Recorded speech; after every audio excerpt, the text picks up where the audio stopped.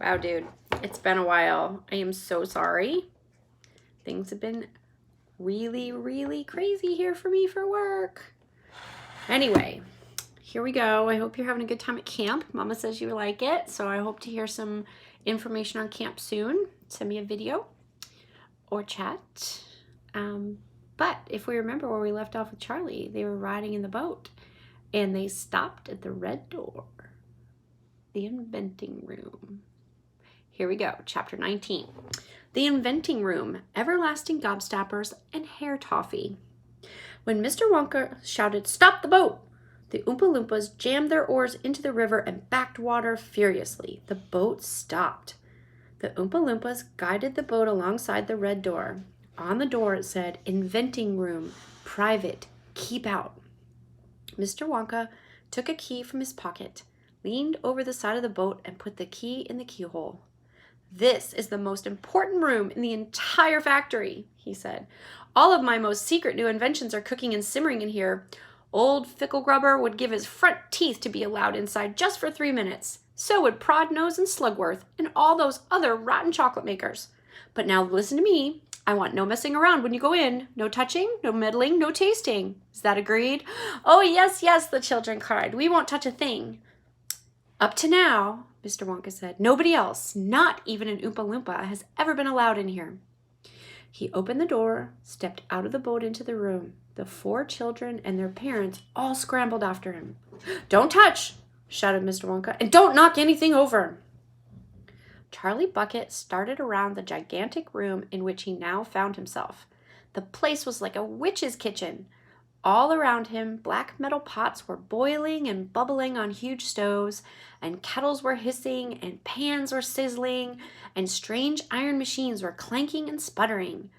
And there were pipes running all over the ceilings and walls. The whole place was filled with smoke and steam and delicious rich smells.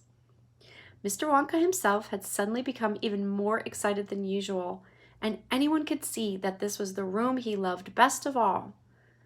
He was hopping about among the saucepans and the machines like a child among Christmas presents, not knowing which thing to look at first. He lifted the lid from a huge pot, took a sniff, then he rushed over and dipped a finger into a barrel of sticky yellow stuff and had a taste. Then he skipped across to one of the machines and turned half a dozen knobs this way and that. Then he peered anxiously through the glass door of a gigantic oven, rubbing his hands and cackling with delight what he saw inside. Then he ran over to another machine, a small shiny affair that kept going foot, and every time it went, a large green marble dropped out of it into a basket on the floor. At least it looked like a marble. "Everlasting gobstoppers," cried Mr. Wonka proudly. "They're completely new. I am inventing them for children who are given very little pocket money. You can put an everlasting gobstopper in your mouth and suck it and suck it and suck it and suck it and suck it, and it will never get any smaller." "It's like gum," cried Violet Beauregard. "It is not like gum," said Mr. Wonka. "Gum is for chewing. And if you tried to chew one of these gobstoppers here, you'd break your teeth. But they taste terrific, and they change color once a week.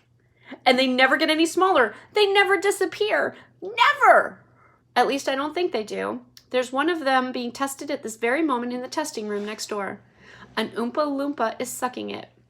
He's been sucking it for nearly a year now, without stopping, and it's just as good as ever. Now over here," Mr. Wonka went on, skipping excitedly across the room to the opposite wall, "over here, I'm inventing a completely new line of toffees." He stopped beside a large saucepan. The saucepan was full of thick, gooey, purplish treacle, boiling and bubbling. By standing on his toes, little Charlie could just see inside. "That's hair toffee," cried Mr. Wonka. "You eat just a tiny little bit of it, and in exactly half an hour, a brand new, luscious, thick, silky, beautiful crop of hair will start growing out all over the top of your head. And a mustache. And a beard." "A beard?" cried Veruca Salt. "Who wants a beard, for heaven's sake?" "It would suit you very well," said Mr. Wonka, "but unfortunately the mixture is not quite right yet. I've got it too strong." It works too well. I tried it on Oompa Loompa yesterday in the testing room, and immediately a huge beard started growing out of his chin, and the beard grew so fast that soon it was trailing all over the carpet floor in a thick, hairy carpet. It was growing faster than we could cut it. In the end, we had to use a lawnmower to keep it in check. But I'll get the right mixture soon. And when I do, then there'll be no excuse for any more little boys and girls going around bald. But Mr. Wonka, said Mike TV, little boys and girls never do go about with, don't argue, my dear child, please don't argue, cried Mr. Wonka.